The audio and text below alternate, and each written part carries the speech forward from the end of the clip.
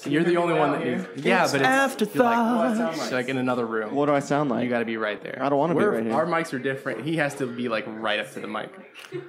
So, am I too close now? No, that's good. Okay. Is this good? If you get more animated than that, then you might want to step back a little bit. But if we're just talking normal, right here is I good. better stand up and set the wall down. What's more animated? That's yeah. Hey, kids! Welcome to Afterthoughts. With our intro music, that's what it sounds like. Great. That's what I'll do then. For this episode, we're discussing the 2014 controversial biblical epic Noah.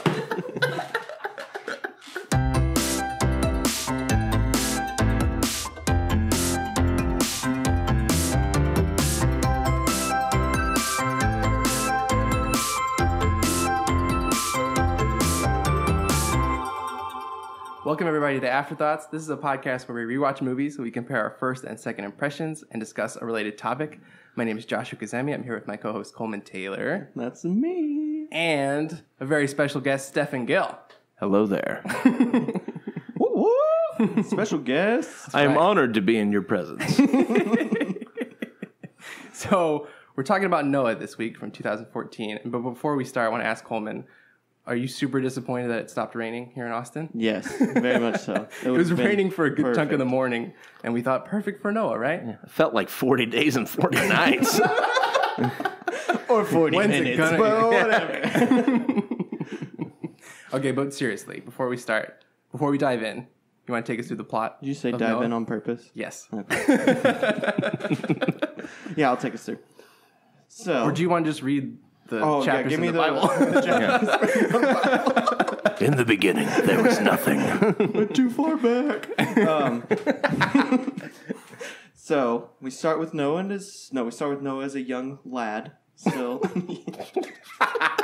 just young with his father, and they're the last descendants of Seth, who is one of Adam's son, opposite of Cain. And Cain's sons and descendants have taken over the world, and there's only, I guess, just like a small line of Seth left. And the descendants of Cain come and kill Noah's father, and then Noah runs off, and he's like the only person left that knows anything about the Creator or still believes in him, because Cain's against them.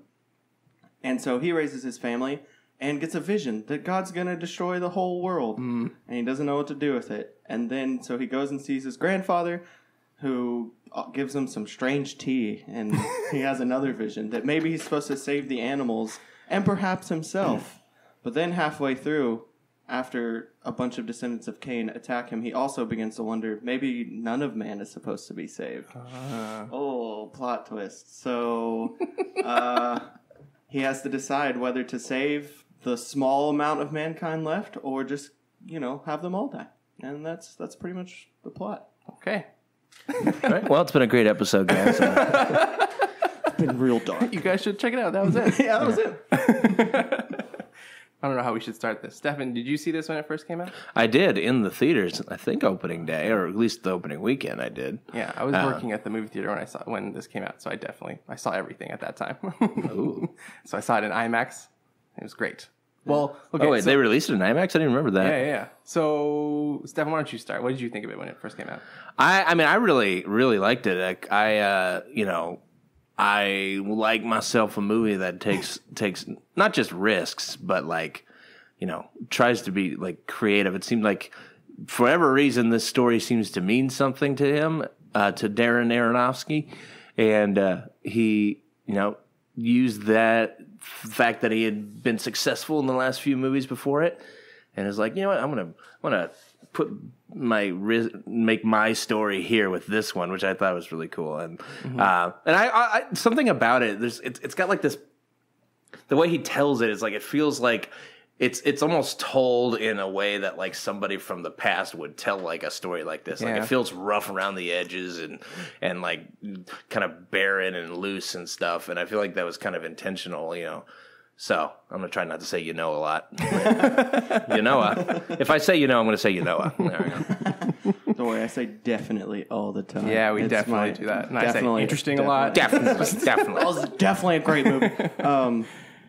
So you want to talk about how you've done it once again. I feel like it's a staple for you on the podcast. When did you first see Noah? Oh, earlier this week. Wait a minute. And I rewatched it again later this week. So my first impression, second impression are pretty similar for this movie. So just go for it. So what did you I'll think? just go for it. I'll save some of it for the second impression, but I thought it was a good movie overall. Okay. Not the most mind-blowing movie, but still really well produced. And it's interesting for him to take such a small amount of material, because it's only about 4 or 5 chapters in the Bible, and then just, even if he changes some things, kind of makes his own interpretation of this. And it's interesting and creative, I would say. So I'd say overall, I thought it was good with its flaws. Mm-hmm. What about you? I didn't like it. In 2014, I just remember being really confused. Like I spent most of the movie like just stuck in my head thinking like, okay, where are we going with this? And I didn't know what to expect.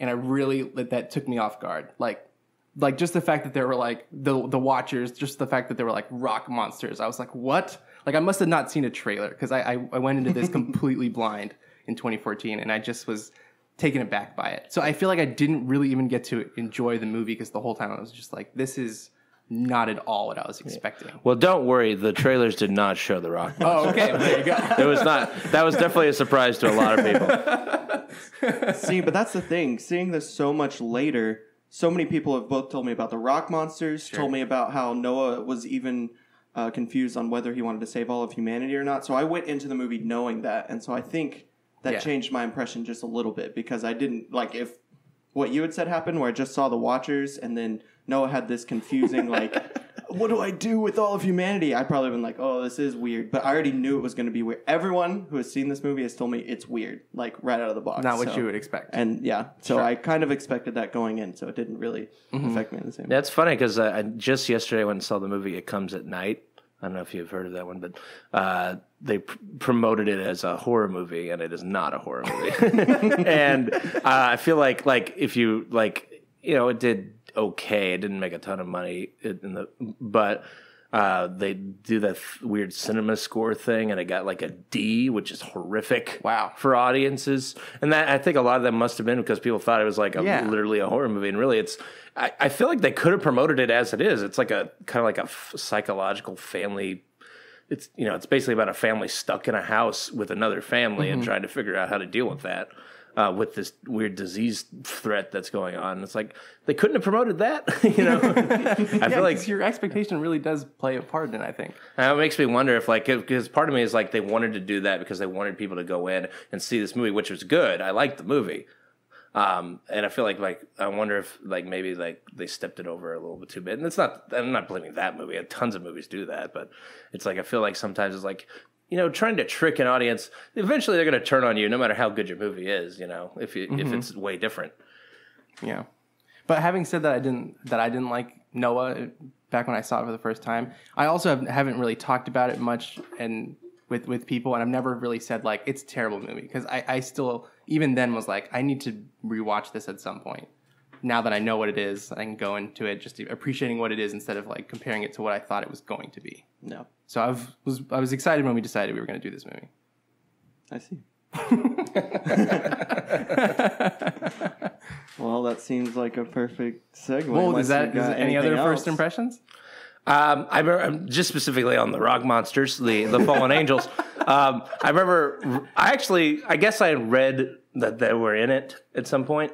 Excuse me. And so I kind of knew that was happening. So I kind of wish I'd gone in fully blind, but at the same point, it's like you didn't know what they looked like. But for me, it was just like, I kind of thought it was really cool. I kind of thought it was like this throwback to like older movies. They look like stop motion creatures, even though they're CG. And I thought, like, the animal CG is really terrible. And I feel like they probably just kind of like, he was like, okay, this is the sacrifice going to make.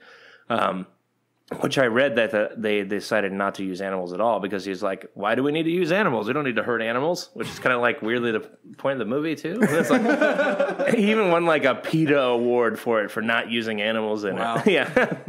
But like, I just love those rock monsters. That's what I wanted to say. I don't know. I have a lot of other thoughts on that movie, but let's go to the second thought. Second impressions? Second impressions. You go first. Wow, Coleman, fine, sorry. whatever. They don't know that I'm pointing to you.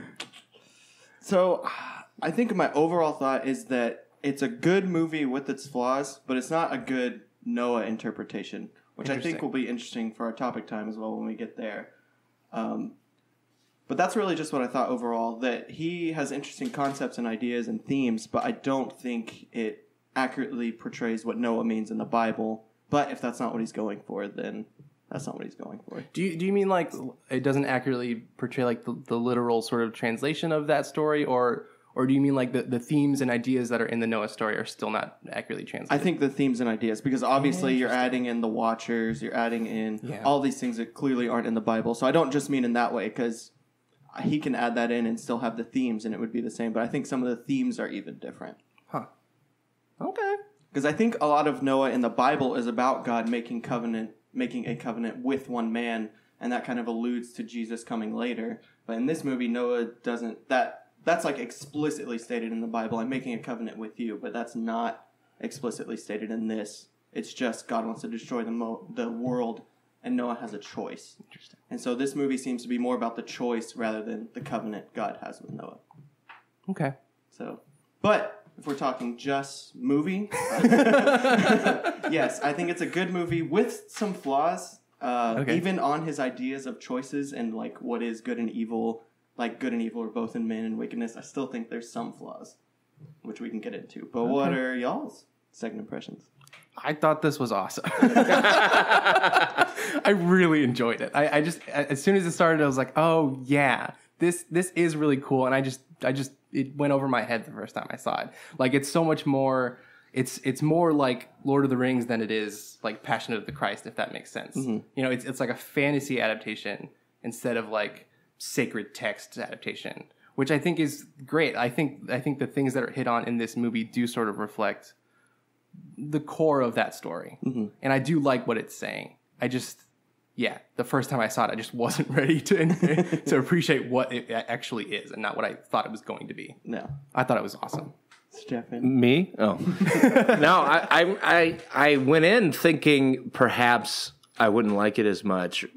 And I wondered if, because I've been to a few movies in the past where you see it again, either immediately or whatever, and it's like, it doesn't, not quite as good. This one, I don't know. I feel like it's better than I remember, and I was really surprised.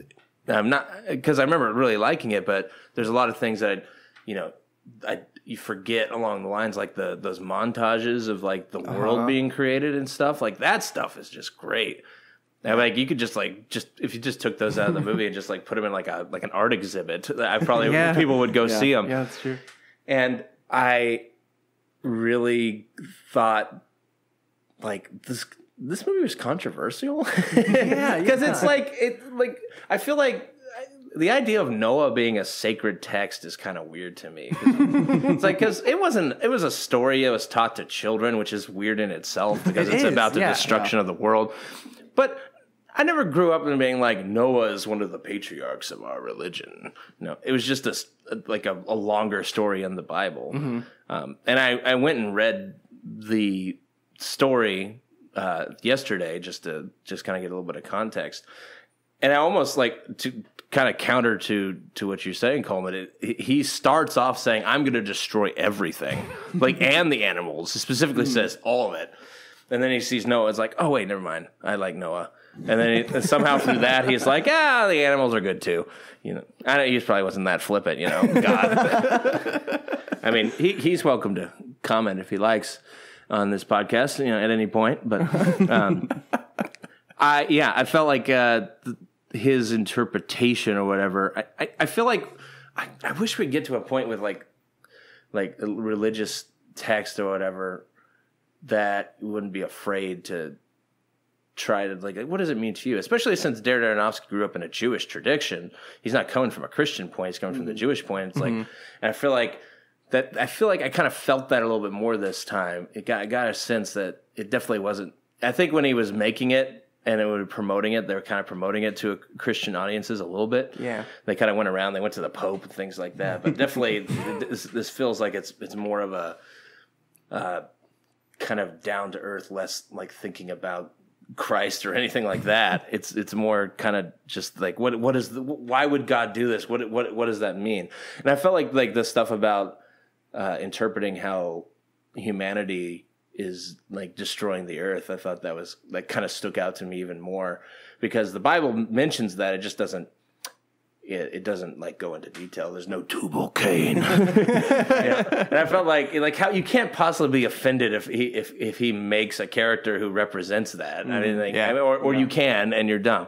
Like I read through a bunch. I read through a bunch of like reviews around the time, and one of them started with like, I left Noah very confused and angry, and then I read Genesis to calm my mind. I was like, what? All right. Because I feel like it's weird because Christians seem to be the most offended, and at least in this case, but I feel like the story of Jesus gets like interpretations all the time, like modern day stuff, all kinds of things like that.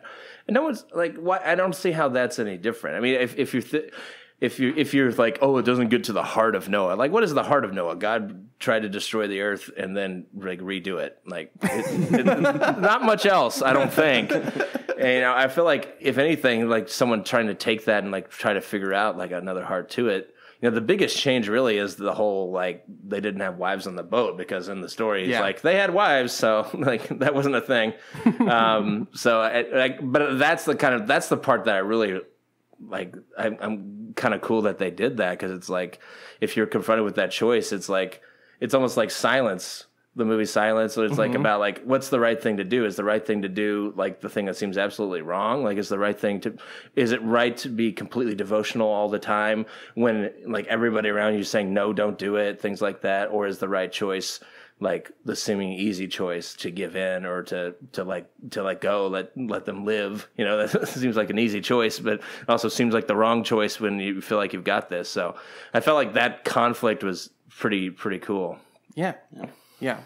And I feel like I feel like to me the thing I've always held on to in terms of the story of Noah is like to me it's a story of like hope. And even when it's taught to kids in Sunday school, it's very cutesy, and it's like it's almost like learn about your animals, almost, And they leave out like the devastation that comes with this story that makes the hope that much more meaningful. And so what I appreciated about this movie this time around is that it is like really epic, and there's weight to all these decisions and consequences that makes the end of it that much more meaningful. So, but that's what my interpretation of the story is. You were saying that, Coleman. You were saying that like.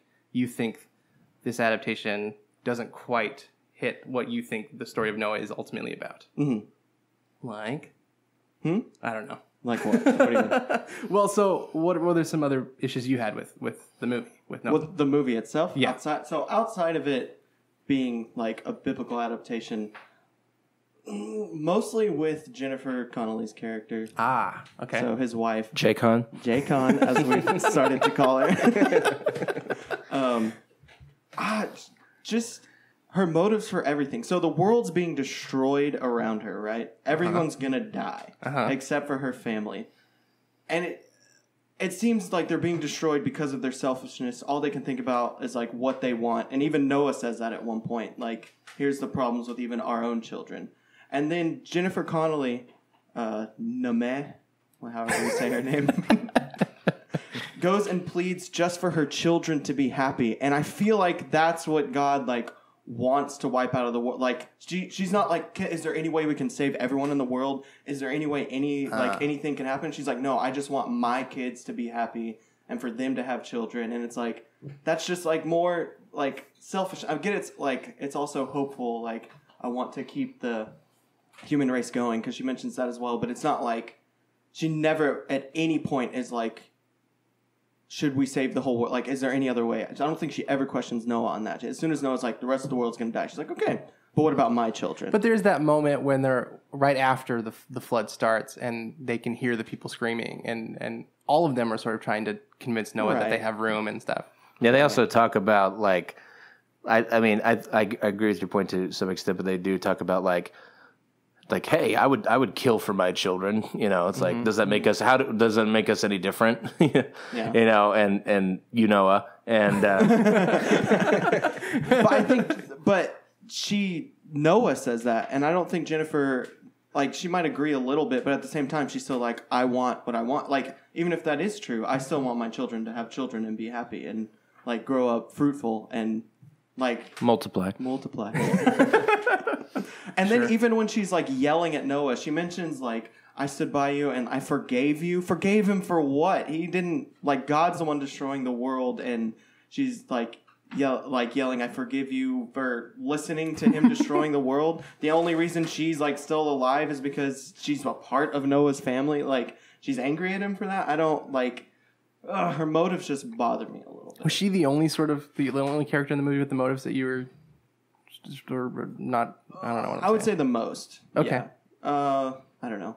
Everyone... It's hard to say. What about Logan? Ham. I was going to say Logan Lerman's character motivation. Ham is... He just wants a girl, man. Yeah. I relate so much to him. I get that feeling at all. Just like, come on. I want a girlfriend. I thought his scene with the girl, like Ella, whatever her name was, and I thought that whole part was really cool, especially because I like movies that really commit to the dark moments. Yeah. And that moment where she dies, she gets trampled by those guys, is like, it's very merciless, and that's kind of like the point. And they don't hide from that moment. I mean, that's a completely added moment to the story, but I felt like that was one of the more profound moments because it's like, you know, he might have that happiness after all, and turns out Noah, for whatever reason, like he doesn't seem like he is saving him and not saving her because of time. It's definitely because of you're the chosen one, and the Ham confronting him near the end about that after the whole bad guy fight.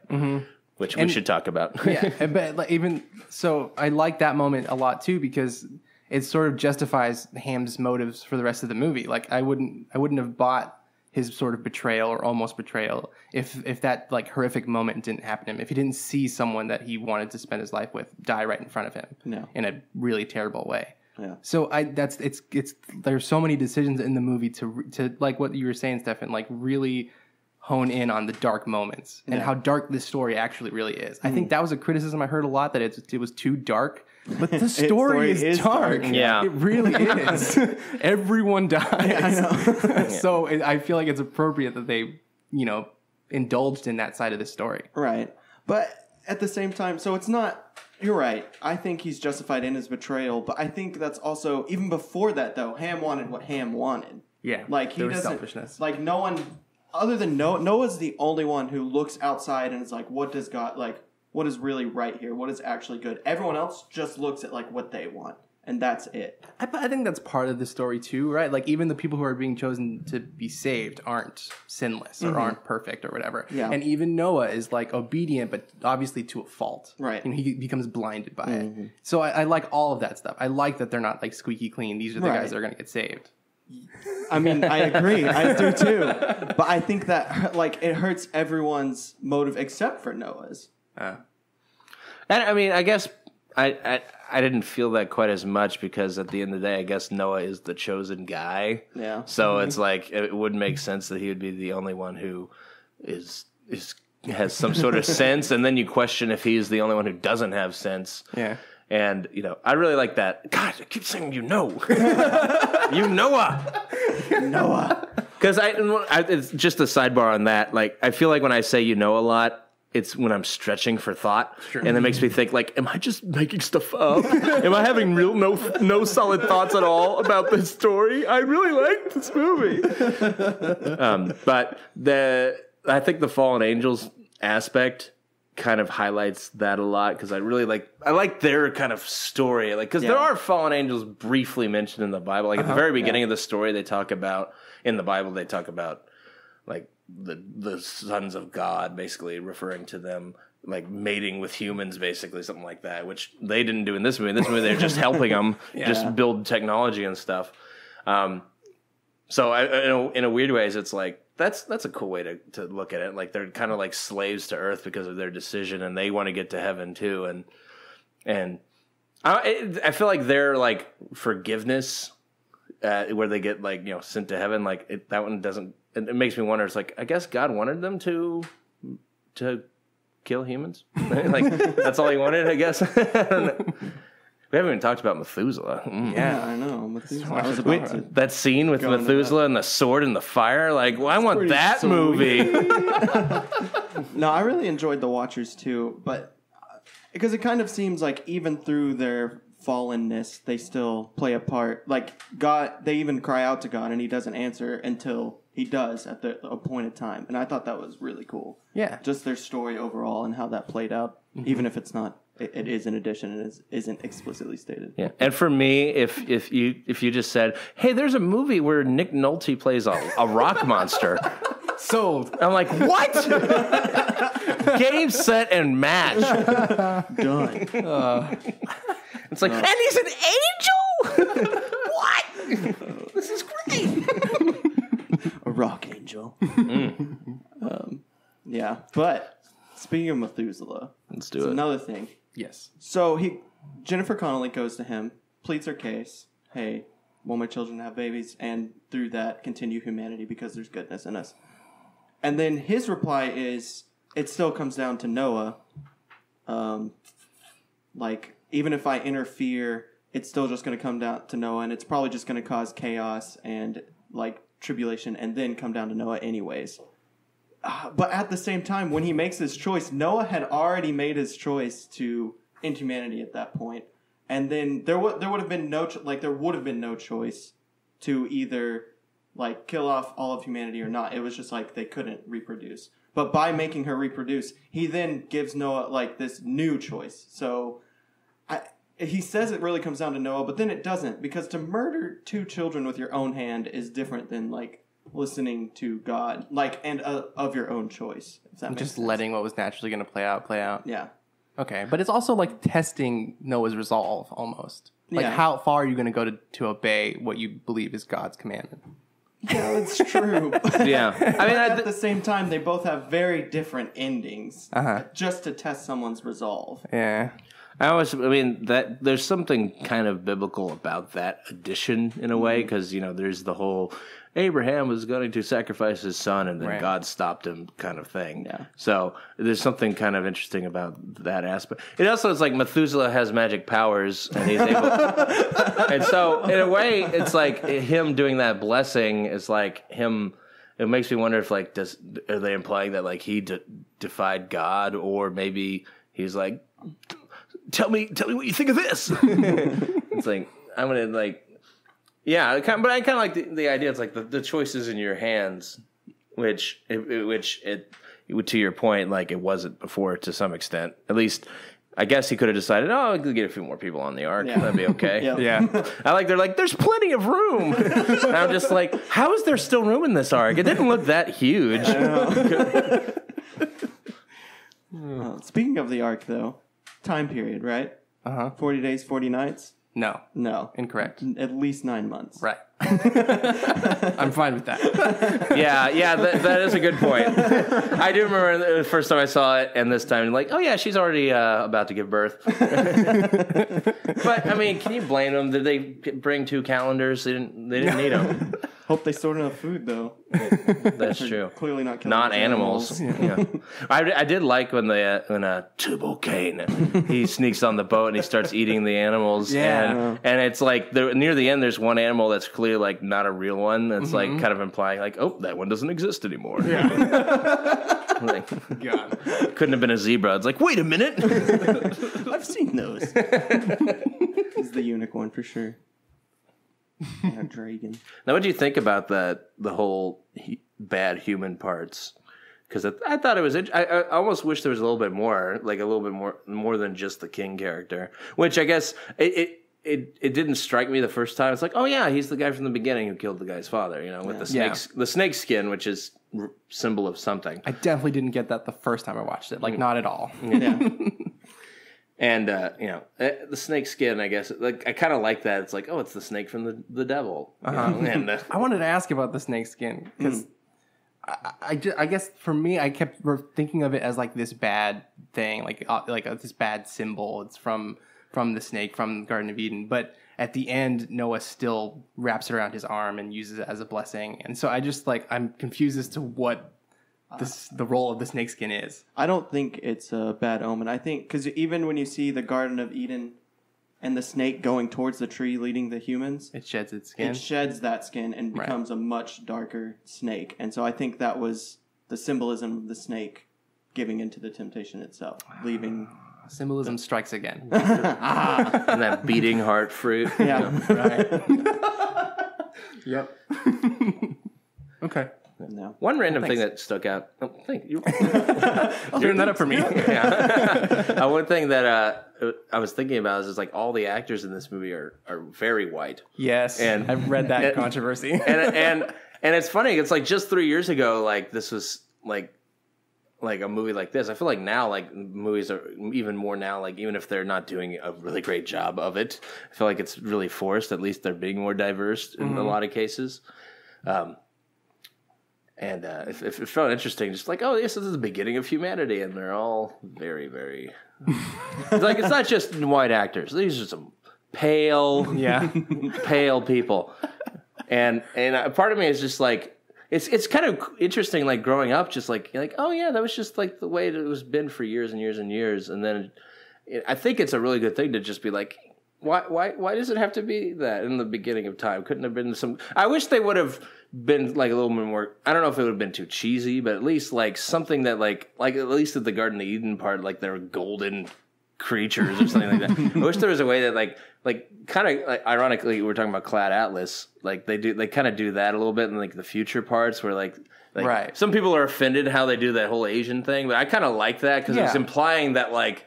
We're all a mixed race, and it was like they were making fun of people who were like purely their own race, and it was in that future time, and I was like, oh, that was really creative. Cool. It's an interesting idea. I kind of wish there was something that they could have done, like where it would have been like to indicate that like this is like humanity beforehand or something like that. Mm-hmm. I almost wonder if like is it just 3 years ago where they're like we can't have any non-white actors in this movie? What are you talking about?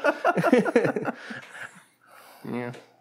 One thing I think is interesting, though, is that for a split second, when he's going through the part about the world being created, right, and then it goes through everything that happens, creatures, humans, and then it goes through the fall, and it gets up to Cain killing Abel. And in that scene, you see, like, all different kinds of warriors, like, fighting, right? And it goes even to, like, close to today. I saw one with a rifle. Yeah. And I thought that was very interesting to add in, because that means... Even in that scene before he's made the choice, that if he makes his choice, we still have war. We still have Cain's going on, even though he's the line of Seth. Like even if he makes this decision, like that still continues, and we're in the world today. Like if this is like a I get it's fantasy, but it's also got some like history in it, right? We're supposed to believe this is Earth with Noah deciding this, and we're now here today. That. The world is still corrupt and there is war and all these things that Noah does see are still happening. And I just found, I don't know how it just really moved me. Like, I thought that was so interesting to add in that it goes up to today. Even with Noah's decision, we're still kind of right where we were, even at the same time. And I think I feel like none of the controversy I can remember was specifically on the evolution part because it's clearly like evolution is what he's showing here, and I thought that was really cool because I think evolution is real.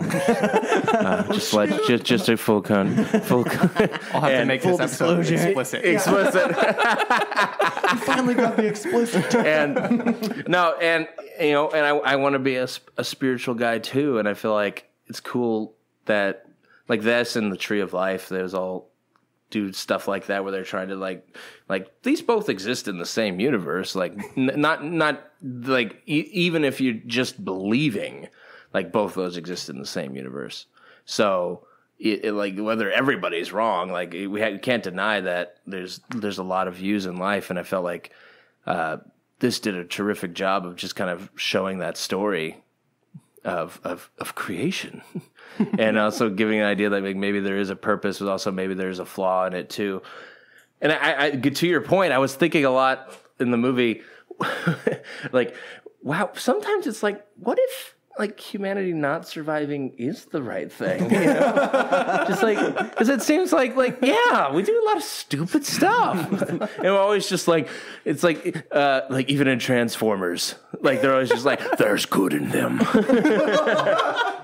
You haven't seen what I've seen, Megatron. I'm just like maybe not. I don't know. Maybe it would be better just to start over, see what happens. But not according to Jennifer Connelly. Yeah, J-Con. J-Con. Are you going to J-Con Con? But overall, I know I've said a lot of flaws, but I really do think it's a good movie, especially on the ideas it does present of like morality in general. Just because there is wickedness, is there good? What does that look like? And how should we treat that? And like, how does God think of that? And I thought that was interesting. Did you like this better than Evan Almighty? I never saw Evan Almighty. Come on. I did see Evan Almighty. Yes. Though I did see it at the time. Maybe a second viewing will come back. I think I've seen Evan Almighty a few times, and it's not a great movie, but it did make me cry. I do still think Noah is better, but Evan Almighty still. Like, there's something about this story inherently, I think, that is... But isn't it like just like the weirdest, like weakest flood? It's like just a city block. Yeah, and then it ends right at the like the White House or something. Yeah, like in front of Congress or whatever, to really bring the point home. Oh my goodness. It's a ridiculous movie. It's and it cost like $200 million to make. Oh man. I had another point on Noah. Whatever. I liked Watson. I thought she was really good. Yeah. She was really good. Absolutely. I brought this up before we recorded, I think. Wet tears throughout the movie. Jennifer Connelly's tears are the wettest tears I have ever seen in my life. I don't know how she does it. She should have gotten a special Oscar. Like, they used to do special Oscars.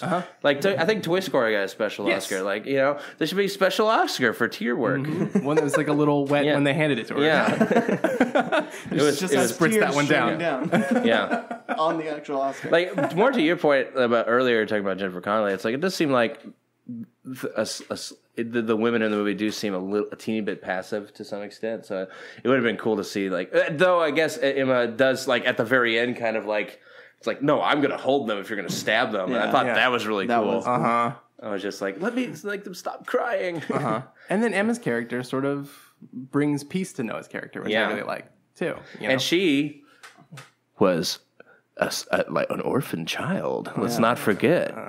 I felt like that was kind of profound, like subtly profound, that like she was someone they found, and like he doesn't even consider, like she's just a part of the family, and it's like, well, wait, what? But she's not like, shouldn't that make you consider? And she's the one who ends up making them reconsider, or she corrupts him, depending on your view.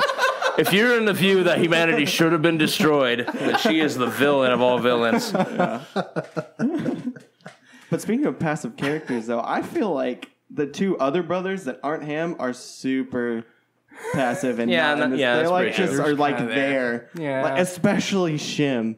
Like Emma Watson is the one who actually like puts forward her ideals and what she thinks should be right, while Shim is just like, so baby, let's do it. He is a beautiful man, though. Yeah. He's too pretty to be in this. I know. I that was a flaw. I'm not even joking. Just like, well, come on, dude. What is this like Tiger Beat model doing here? Shim, more like Sham. Yeah. Noah, name your children right. Yeah. So, one really quick thought. Do you think, like, Russell Crowe, like, I know we said, like, Christian Bale was considered for this movie previously, or I think we said before we recorded. But I feel like him getting in this was total, like, let's get the Gladiator crowd here, too. And, like, that's one thing I didn't really like about the movie is, like, the action parts, which I guess without them, this movie would be kind of, like, boring to some extent. Sure. But it did seem like after he was added, they're like, okay, we got to do some, like, he's a badass. He's defending his arc, and it did seem kind of funny that he felt so like, I'm gonna go out there with those angels and I'll be an equal fighting and everything. He, like, chucks a spear and hits someone exactly. He's a little too good at fighting, and totally kills people. Yeah, by the way, he does kill people. Talks about killing people for his children. Totes kills them for his children. Mm-hmm. He's a man of his word. Man of his word. Noah. All right, so should we like try to sum up a little bit? First and second impressions? I definitely think my second is it's what takes precedent. I really do enjoy this movie now. And I guess I even liked that it took me 2 viewings to get to really like it, to enjoy it. Yeah. To really think about the weight of it. That's why I love doing the podcast. The second impression is great to have. Yeah. So I walk away from this thinking I think this is a great movie. And I really do like this interpretation of the Noah story. Yeah. So that's me. My sum up's pretty much the same because watched it within a week. But it's good. It presents a good question of morality, and even with the additions, I still think they're great additions and add to his question on morality. And overall, is good, even if I don't think it's exactly what the Noah story portrays in the Bible to a T. Sure. I liked it. No, I thought I was very happy that I enjoyed it equally, if not more, this time around, and because I enjoyed it quite a bit in the past. But I feel like at the end of the day, I can't believe I just said that. I feel like when movies like this, even if you don't enjoy it, it's like there's got to be some sort of like, oh, a movie like this was made in Hollywood somehow. Like you gotta give it that a little bit. Yeah. Like I mentioned the Han Solo thing earlier. It's just like stuff like that's gonna be kind of the norm with Hollywood for at least a little bit, probably. Where it's like people with creative vision are like they're not gonna be afraid to be like, no, we don't want you here. We're gonna either reshoot your whole movie or whatever. And I feel like when you get something like this, you just at least. Like even if you don't like it, be like, hey, at least they went for it. That's why, I'm less critical of a lot of movies. I just want like some sort of like at least they went for it, went all out. That's why I like the Star Wars prequels more than a lot of people. It's like at least he did a bunch tried something different. Like at least he didn't like he didn't do Episode 7. Yeah, he went out and did a bunch of new stuff to a fault. But at the very least, if you ever watch the behind the scenes stuff, it's not like they just threw it together. There's tons of all these decisions and stuff and all that. It's so you got to at least appreciate that to some extent, even if it's half baked after. Which I defend the prequels more than a lot of people, but it was just an afterthought. Yeah. Oh, God. And now afterthoughts. All right, so should we head on into our topic time? Yeah, let's do it. All right, topic time. Topic time, and the living is easy. There you go. Today we're talking about creative liberties in honor of Noah. Yeah. And I don't really know how to start that conversation. I don't know. You don't know how to start? You don't know how to start? I don't know how to start. Let's start with how do you feel about him? Do you it's case by case? It is it's definitely got to be case by case. I think generally I like it. Mm-hmm. Take liberties because not everything, especially if you're adapting a true story or a book or something. A literal translation of a original source material is rarely the best version of that movie. Necessarily. I think you should take risks and take chances and change things up. And if you're not going to adapt it specifically for a movie and make changes, then why bother adapting it at all? Yeah. That was a criticism of the first Harry Potter movie, was that it was too much like the book. And I understand that idea. If it's too much like the book, then just read the book. So I like it. I like when directors or writers take chances and make things a little different. I think that's a good thing. So I want to stick on the Harry Potter thing then. Okay, fine. Who's that? Some kid from England. Ew. Just kidding. You don't. So, do you agree with that though? So, if they take a literal translation of this book to this movie, you think that's not the best way to do it? They should add in and take some liberties with it. Most often, yeah. Okay. I guess it depends on what liberties means. Is it maybe we're just summarizing something that would take a lot of passages or something like that? Maybe. I agree. I feel like it is a case by case thing. Let me tell you a short story. Okay. I remember one time I was at the old Bangston house, which y'all have been to, I believe, and I was watching Pulp Fiction, which I like. Right. I feel like I'm in film school watching Pulp Fiction. Yeah. I'm such a god darn stereotype. And I had it on pause. I went to the kitchen, and then I came back, and Samuel L. Jackson's face is on the screen. It's a still frame of the movie, and it just dawned on me. This is not real. It's like it was a camera that takes 24 pictures a second. It was assembled after a lot of work and stuff like that to this thing that we now take as like an organic real thing. And I kind of like ripped my brain open, and I was like, oh my gosh, it's so weird that like we take movies kind of like, it's like we know they're fake, but at the same time we kind of like, when they're happening, there's like a realness to them that we just kind of accept. And I feel like the reason I bring that up as far as adaptations go, when a movie like takes liberties with like a book or something like that, we don't seem to consider the fact that movies are created in a slow process, and it's not literally they took this book and like did a wand to their brain and put it on the screen and it's reality. Harry Potter. And I feel like that's why, like, when people say like, oh, the book is better, it's like, what? You can't compare like two different processes to an exact T. I feel like that's why like literal translations don't work some of the time, because there has to be like an organic, like actual creation of the movie, and sometimes that that there's a person in charge of that who might have a certain point of view, and there's a loud noise. What is that beast? Motorcycle? Motocicleta? Maybe it's God saying we shouldn't have watched this movie. Yes. Didn't I think Alfred Hitchcock said that like the screenplay it's a blueprint. Like even the process of making a movie, you're adapting a screenplay into a movie, and so that process is never going to be exactly what you thought. Page for page is never going to be exactly what comes out on the screen, because even that process you can't really control it and make it exactly the way it was on the page.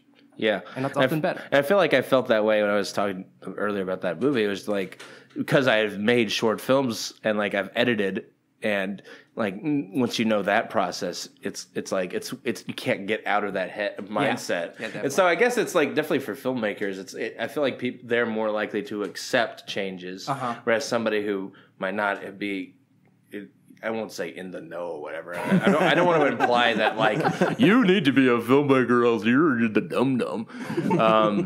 I feel like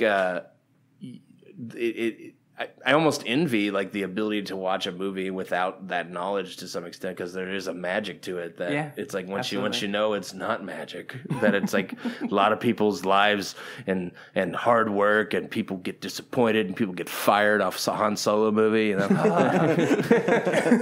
But I'm just curious because we're still adapting, right? So I just find it cute because it is a whole new thing. So even if you take what is exactly in this either script or book or whatever you're adapting, and then put it on screen, it's a whole new medium. Even if it's literal, the same, you're still like creating a new thing. It's in a new form. So I'm just curious. But you still think adding more to that makes it still usually better, typically speaking? I think so. I mean, I think most often I have an example of bad creative liberties, or an example of bad creative liberties, like Michael Bay's Pearl Harbor. Like it's a fictional retelling of that obviously historical event. Yeah. But I always thought about that movie like I wish I want to hear real stories, because I bet there were incredible stories that people lived through in those moments. So in that case, I wish he was less liberal with that story and maybe interviewed people or discovered true stories that happened around Pearl Harbor, and we got to see that as an epic war movie. Mm-hmm. So it's case by case, I guess. Yeah, true. Yeah, I feel like since film is a visual medium, more or less, and definitely more in pretty much all cases, and sometimes like to tell.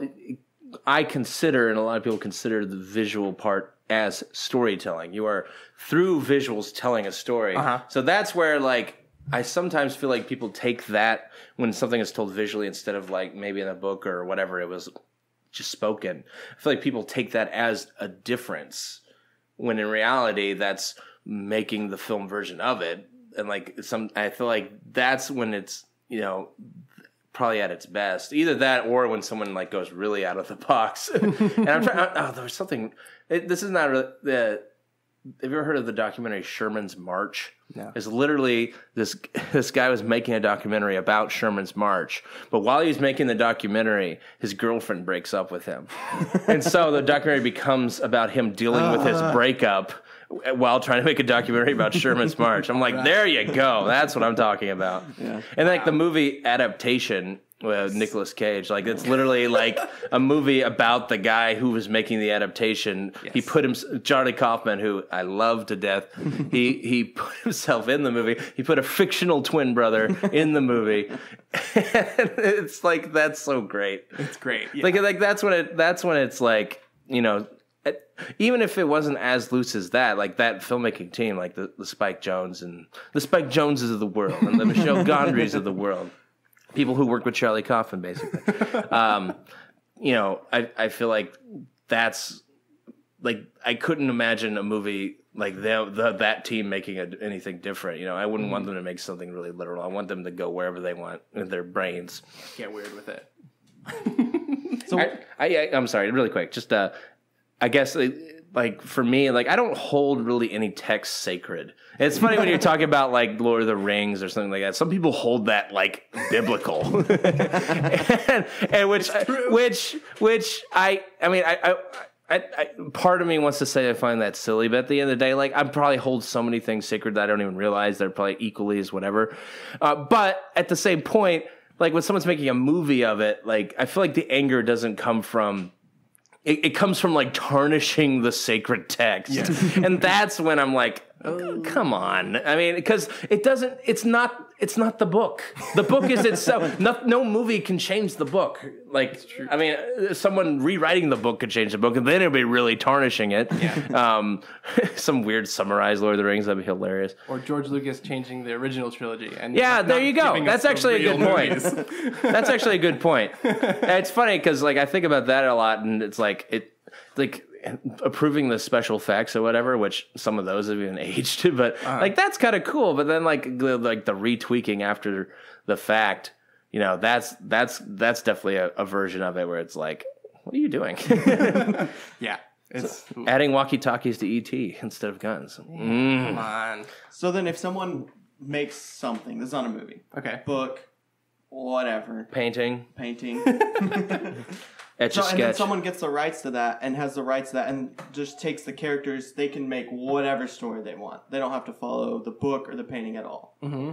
That's just so interesting. That's funny. It's like, because like, what if someone did that with Harry Potter? Like, what if someone just was like, I have these characters. I'm not going to follow the book at all. Yeah, the first two Die Hard movies are based off books. And they're based off different series books, and they just took the story and put it into Die Hard world, basically.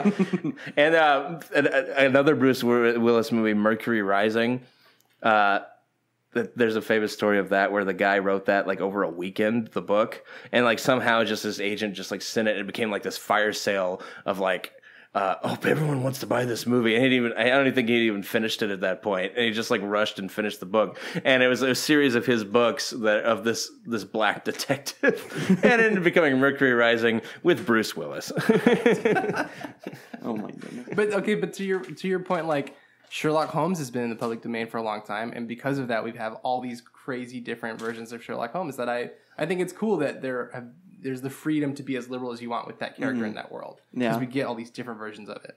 But, like, what about something like Harry Potter or Lord of the Rings or something we hold as, like, quote-unquote sacred? What if you took those characters and not like, oh, this happens after Lord of the Rings or before, like, during. Like, they just completely change the story. Is that different than, like, adapting Sherlock Holmes to be present day or something? Anything like that? I think that is different, yeah. It's the original Harry Potter, actually Steven Spielberg was going to do it, but he was going to combine the first 3 books into one, and it was going to be like semi-animated and stuff.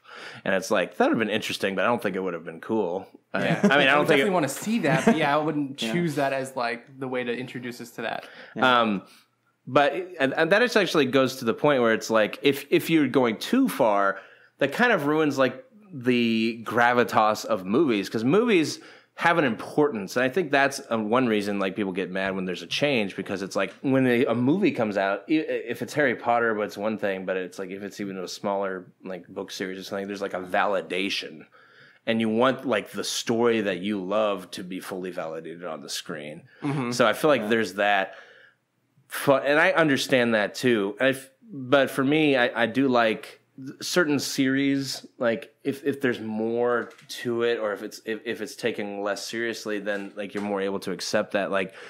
Like there's so many crazy James Bond movies, and speaking of adaptations, like literally they would take titles of Ian Fleming's books and then just write something completely different. But nobody cares because there's 24 or so James Bond movies, and like even if there's a bad one, you're like, oh, there's gonna be another one. Whereas like I think with the prequels, part of it of the Star Wars prequels, like people were angry at that, not just because of like the flat acting, or I think there was just like, this is it, we're never gonna. There's never going to be another one, and then we have these. But now that there's 7 and 8 and 9 and this and that, and blah, blah, blah, blah, like I feel like the prequels are probably going to be like less, like it's probably people are just going to watch them. It's like, there's some fun parts. There's some. It's like it's not my favorite ones or whatever, but like it's kind of, you're more able to take it for what it is, even if you hate it. Like you could hate watch it now. Whereas like I can't even think about it. My childhood. They've ruined. I hate it when people say that my childhood is ruined. It's like the only way your childhood is ruined is if you're a child at the time. Because then you have like extended time of your life where you are a child that is after that ruined. If you're 28 years old and you go see a movie that is a sequel to a movie you liked when you were a kid and it's bad, it did not ruin your childhood. You are not a child.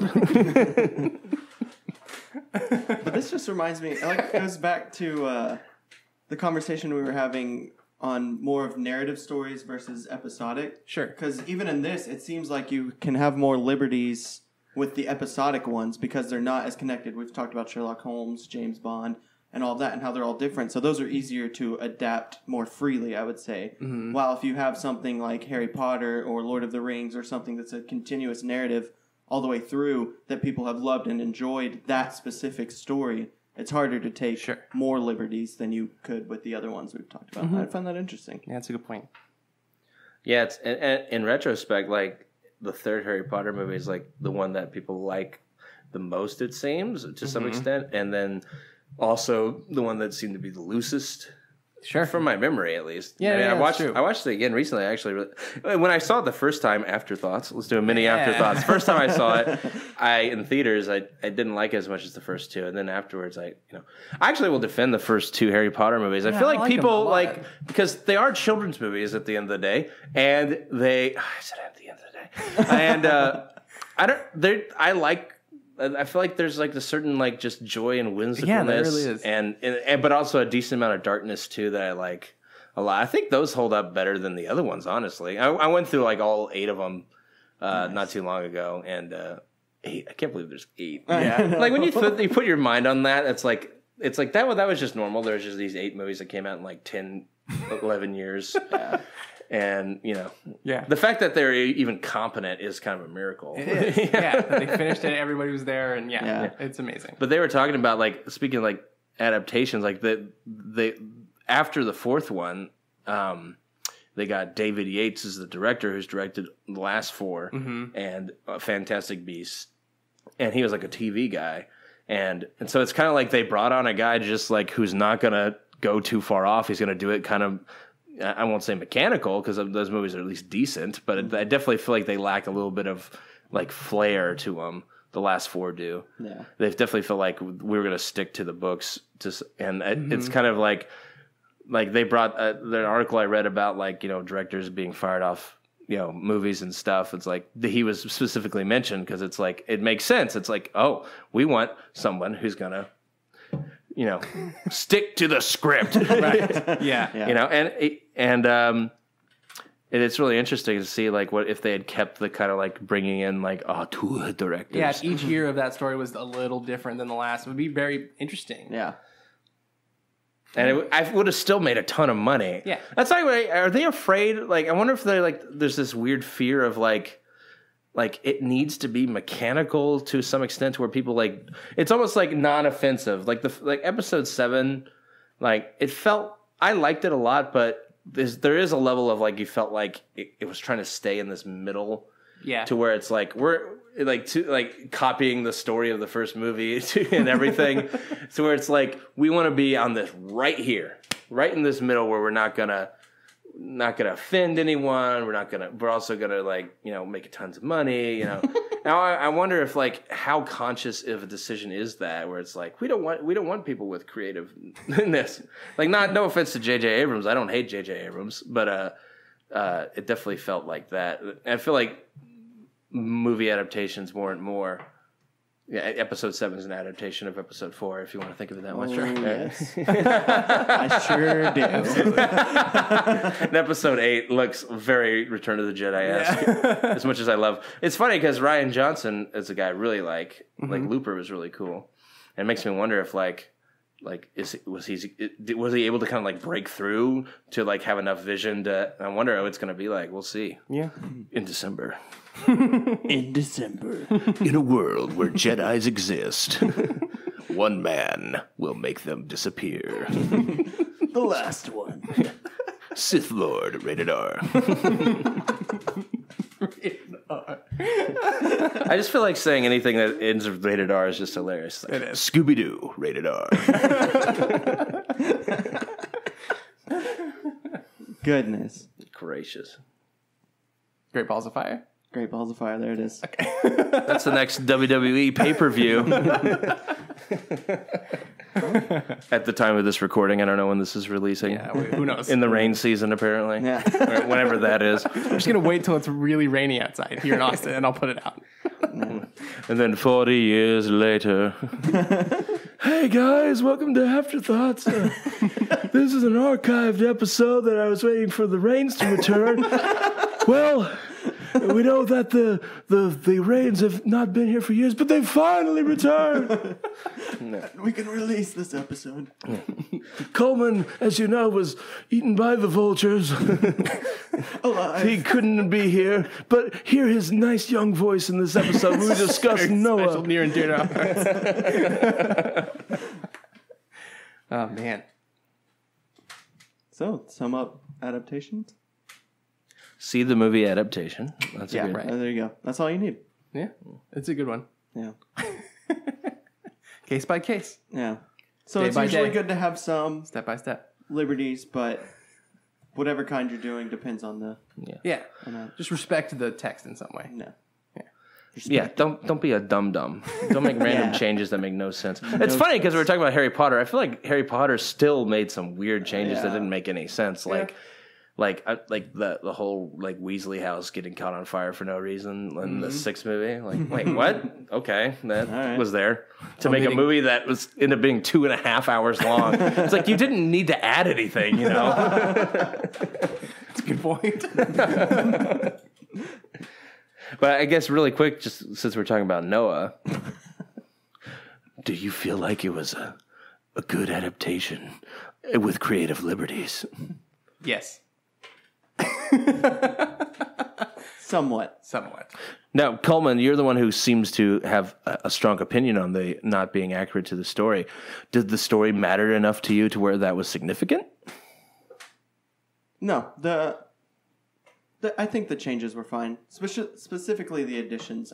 Like I said, I think everything they added that isn't explicitly in the story was fine overall, and even added some good elements to the story they're told. It was just some of the thematic elements that I think were missing, but not even totally. A lot of the thematic elements are still there, even what they kept. But I think there's just like some missing. But it doesn't.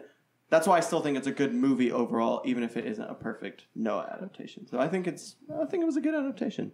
Yeah, I feel like some reviews I read said they felt very compromised, which is I didn't feel too compromised. It makes me wonder if like if this is the compromised version, I wonder what his version really would have been. That would have been like, I almost wonder if it had been more positive in a weird way, because it would probably been less based on the action and all that, more based on like the probably been more philosophical about like, what do why are we right? Why do we have the right to live and we can't get them on this boat, stuff like that. I almost wonder if it had been more that direction. Yeah. Who knows? Darren Aronofsky knows. He does know. I'm going to call him real quick. Hello, this is Darren. Guest call on the guest star podcast. Hey, Noah, is that a compromised movie? No, hangs up. Don't call me again. How'd you get this number? Well, all right. Is that the show? I think so. All right. Well, thanks everybody for listening. If you want to keep supporting the podcast, it'd be great if you could share this show with a friend. Leave us a review on iTunes. That would be great. And tune in next week. Read in the description what we're going to be talking about, and tune in. We'll see you then. Thanks, everybody. See ya.